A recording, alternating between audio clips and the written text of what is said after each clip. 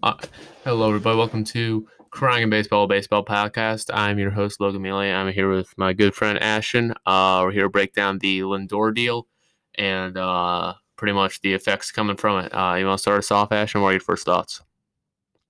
So although like I think it was honestly a good trade for both sides. Obviously, the Mets get the best player in the deal by far. Mm-hmm. I mean, at least for now. So you can't say that either team lost or won just by like what we've seen. Obviously, the main pieces for the Indians were Ahmed Rosario and Josh Wolf. Mm-hmm. They got the two prospects that the Indians got are already the top 20 prospects in the Indian system with Josh Wolf and Isaiah Green. It's hard to either evaluate either one of them because they're both in rookie ball, but getting that type of value for a guy that you know is going to leave is pretty solid. And then you got to think that Jimenez and Rosario will both try to kind of fill the void that Lindor left. Yeah, Rosario, he had a fairly mediocre year. He had a flat 0 WAR. Yeah, 252 average, 4 bombs, 36 hits. He was decent, but that production will not pick up what Lindor's left. Yeah, that's true. I think the Indians are really just trying to hit a home run here. Mm-hmm. Jimenez honestly played well last year, although not in the biggest sample size. But you could just kind of think that they're just trying to get as much value as they can, because you're never gonna really get fair value when you trade a guy like Lindor. Exactly. Yeah. You gotta try and replace him with smaller pieces, which is what they try to do. Yeah, for Jimenez's rookie year, I mean, he did solid, 263 average, 3 bombs, and 118 at bats. I mean, 12 RBIs. I mean, 8 stolen bases. That's solid production from a rookie. And I might be wrong here, but I don't think he was on anybody's top tier list, except maybe the Mets. But he wasn't really on anyone's radar. And getting decent production out of a young, controllable player for the Indians is what they need right now. Yeah, and then you even look at Rosario, and although he hasn't been great in his career, he was a top prospect at one point, and he's still young enough where, a team like the Indians who's able to produce good young hitters, they're just constantly able to do. You got to think that they're thinking that they can make Rosario maybe not into a star player, but at least an everyday player. Yeah, he's only 25 right now. He's got a lot of upside. There's not really anywhere to go but up at this point. He's going to be a free agent in 24. He's very controllable. That I think that's what the Indians got out of this deal was a lot of controllable young players. Yeah, and especially with a smaller market team like the Indians, that's what you need to do. They need to make another Francisco Lindor, and they're hoping one of these guys can be him. Yeah, I think we should move on to what the Mets got, because although it's more obvious what they got, it's still you can't downplay how impactful it will be for them. Oh, it's insane. Especially with Lindor, you know what you're going to get. It's a perfect fit for the Mets because they've needed that star hitter for a while. Pete Alonso, his rookie year was kind of a star hitter, but he fell off last year. Yeah. So just get a guy like Lindor, you know what you're going to get. You're going to get one of, if not the best shortstops in the league. It's awesome. I'd say now in the National League, he is the best shortstop. I'd say him and Story are probably neck and neck right about now for me. I'm a big fan of Trevor Story, but I mean with Lindor, you're getting a perennial All-Star, a perennial Gold Glove candidate. He's been into the postseason, been to the World Series, Game 7. He is a seasoned veteran, even though he's young. I mean, he's a very young guy. He's only 27, but still, he knows what to do. And Steve Cohen went out, made a move that I feel like we should talk about Steve Cohen next. But they went out, made a big move for a big player, and there's a lot of upside for him on the Mets. Yeah, and you even look at Carlos Carrasco. They have a very good pitching rotation now. Oh yeah. When yeah, when Cresswell obviously didn't pitch like a ton last year. No pitcher did, but when he pitched, he was good. 2.91 ERA. I know the ERA isn't like the be all end all, but a 1.21 WHIP, 82 strikeouts. Like that's a very productive In season. 12 games. And they That's still right. Yeah, and then they still have Stroman under contract. They still have obviously DeGrom, and you hope Syndergaard's able to bounce back. And then you have a legit rotation. And obviously the question mark with the Mets is still the bullpen. Mm-hmm. But I feel like it's still like there's still enough time for agency where you could fill out a solid bullpen. Yeah, and that the Mets have made quite a couple acquisitions this offseason. But there's Alex Colomé out there right now. And they're probably not going to go for a Liam Hendricks or a Brad Hand, but little pieces like that. I mean, their bullpen right now, you got Seth Lugo's bouncing back and forth from rotation to bullpen, but Edwin Diaz, I can't shake that one phenomenal season, that like 40 save season he had with the Mariners. Like I still have faith in him. Let's see, Justin Wilson, he's like a solid bullpen arm, but I'm pretty sure Dances is still under contract too.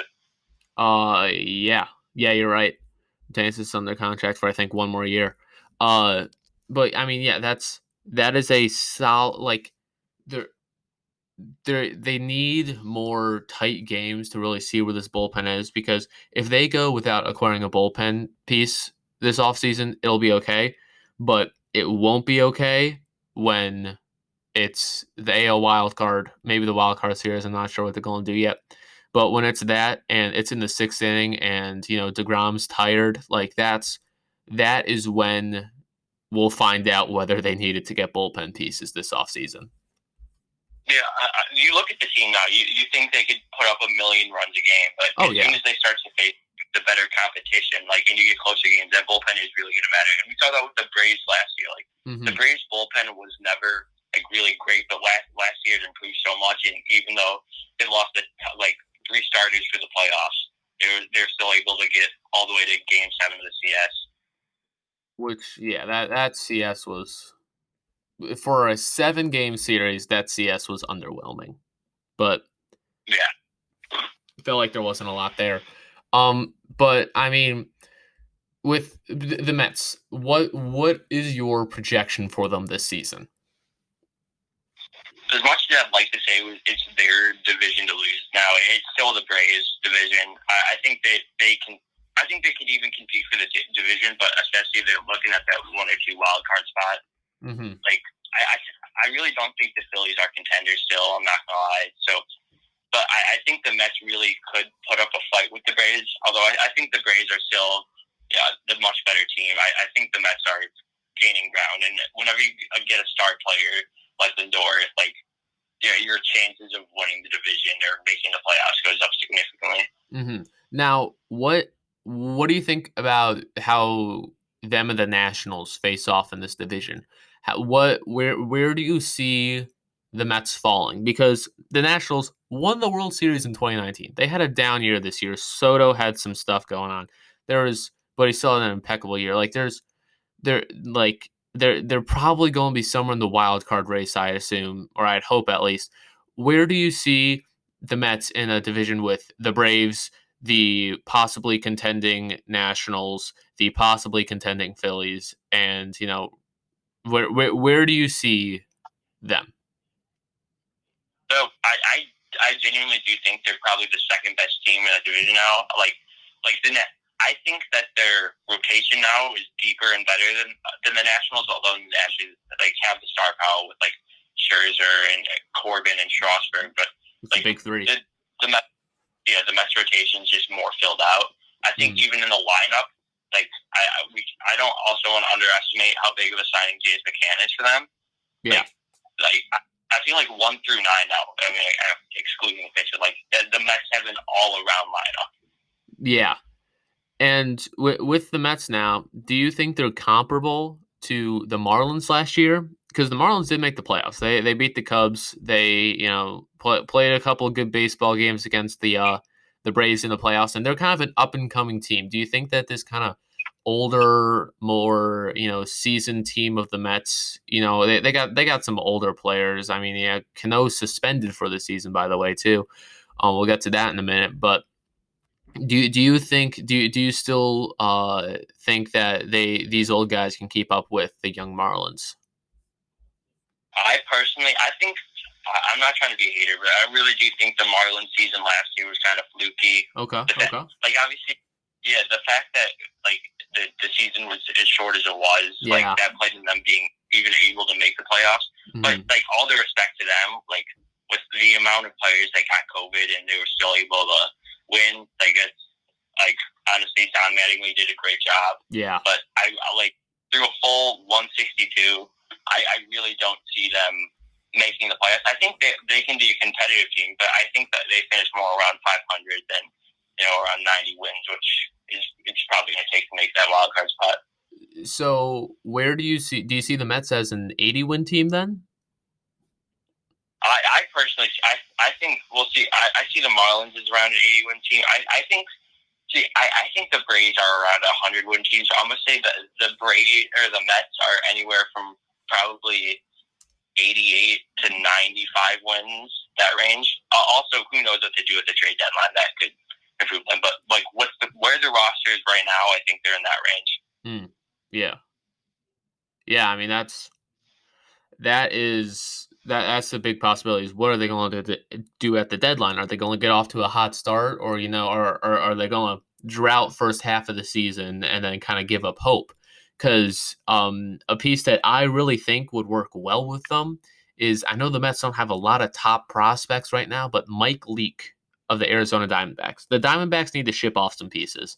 They really do. They're stuck right now. This season, they need to ship off, the Ketel Martes, the Eduardo Escobars, not all of them, but they got young, controllable players that teams like the Mets will pay a lot for or trade a lot for. So I think it all really depends on, you can say it's for every team, but how good of a start they get off to depends on what they'll do at the trade deadline, which means what will happen at the end of the season. Yeah, and you got to really think, like, in a way, they're competing for that second wild card spot, not the first one. Because, yeah, you have to imagine, whichever one it is, either the Dodgers or Padres will have that first wild card spot locked up. Yeah. But, like, I think just filling out the roster at this point, getting depth pieces in case of injuries, like you got your star, and you can even argue that, like, Carrasco's not a star, but you can argue, like, he's a high-end player, right? So yeah, he's a good veteran. Filling out the roster with a rotation and more solid bench bats. Like I think that's what they need to do to stay competitive throughout a whole year. Mm-hmm. Now, what I want your opinion on is Steve Cohen. Now, bought the Mets this offseason, signs McCann, trades for Lindor. What do you think about his aggressiveness this early on in his ownership? Obviously, you'd imagine the players like it, right? So yeah. I think he's gained a lot of respect from the players, which is nice. I personally think, like, usually I don't like spending a lot of money, like, right away, but the players that he got are still younger, and, like, with McCann, it proved, like, his all-star year wasn't a fluke. So, like, he honestly, besides, obviously, Romito, he was the best catcher available, and I was not a big fan of Wilson Ramos, so I think they upgraded there. Yeah. I think all he's done is made the team better for now and the future. Mm-hmm. And McCann's on board for 4 years. He's 30 right now. He's on board for 4 years. I mean, that's a solid piece that can really take this pitching staff somewhere. I know they don't have a ton of young pitchers right now, but kind of veteran to veteran respect, I feel like the McCann and the pitchers will have for each other.